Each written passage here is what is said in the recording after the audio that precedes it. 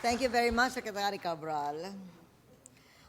This document, just handed over to me by Secretary Romineri, is the result of what I announced in my State of the Nation address last year, that we are integrating the programs of DSWD, DOH, GSIS, SSS, and other anti-poverty agencies.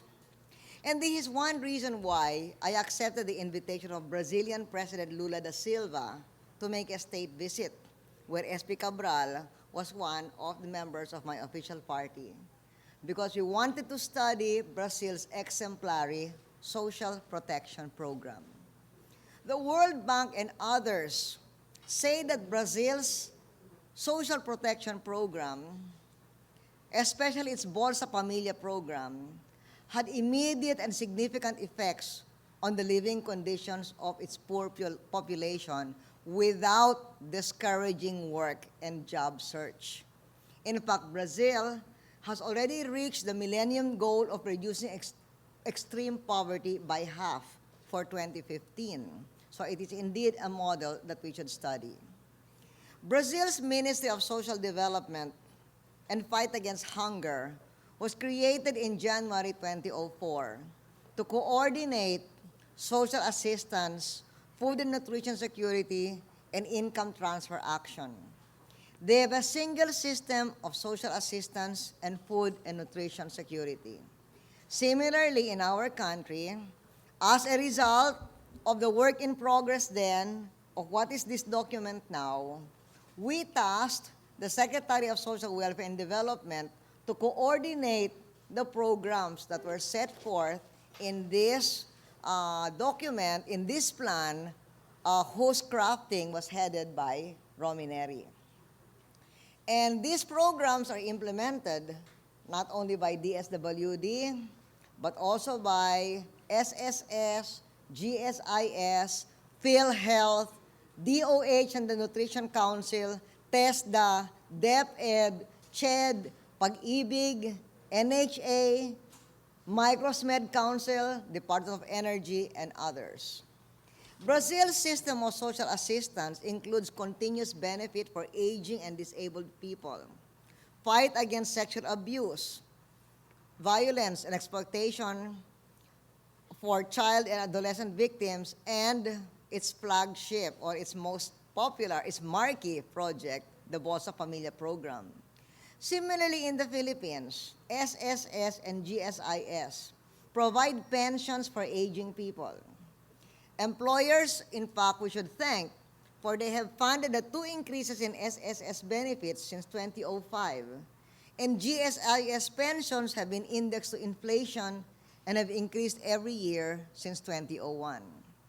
The elderly who are not covered by SSS and GSIS were given a one-time 500 peso medical assistance last year when we had a big increase in our VAT collections.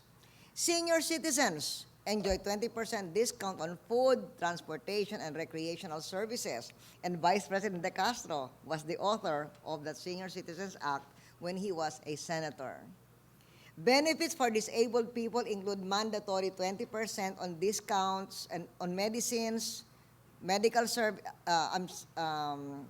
the aged, medical and dental services, transportation fare for domestic air and sea travel and public utility, and educational assistance.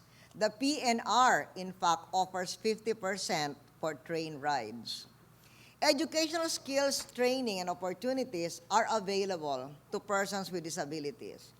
We facilitate their mobility by requiring public places and buildings to have access ramps and mass transport facilities to reserve places with special fittings for them. Businesses are encouraged to hire qualified PWDs. In the Office of the President, I am proud of the PWDs that we have had with us for the last 8 years. In our fight against sexual violence, abuse, and exploitation of children and adolescents, the DSWD provides community-based services and operates residential and non-residential centers and institutions for the disadvantaged, including children, youth, and women. Community-based services cover such activities as adoption, foster and legal guardianship, travel clearances, counseling, educational support, and legal assistance. Financial, transportation, and medical assistance may also be offered to the disadvantaged during crisis situations. A landmark in our campaign against the exploitation of women and children was the passage of our Anti-Trafficking of Human Persons Act. Putting emphasis on prevention, we are now more strict in the enforcement of the law at exit points, particularly at our international airports. 2 years ago, was it 2 years? We introduced a program similar to Bolsa Familia, called Pantawid Pamilya. Brazil's Bolsa Familia program is a direct conditional cash transfer created in 2003 by federal law, whereas our Pantawid Pamilya is still an administrative program. But I am glad that I brought with me to Brazil a congressional delegation. And they have committed to sponsor a bill to institutionalize our Pantawid Pamilya into a Bulsa Pamilya program. Because if the Brazilian program is Bolsa Familia, why? We also have Bulsa Pamilya. The 3 dimensions of the Brazilian Bolsa Familia program are relief, conditionalities, and third, capacity development. Relief, we know, the income transfer to the beneficiary families. In Brazil, it consists of 3 components. There's a basic of $30 paid to families whose monthly per capita income is $35. In the Philippines, our basic benefit is 500 pesos. And then in Brazil, there's a variable benefit, 2 variable benefits in fact. 10 pesos is paid to families even if their income is $70, not $35, if they have adolescent children and under 15 with a maximum of 3 benefits per family. Plus, youth and benefit of $15 if they have adolescents age 16 and 17. That's because they have a lot of, I think, exploitation of teenagers.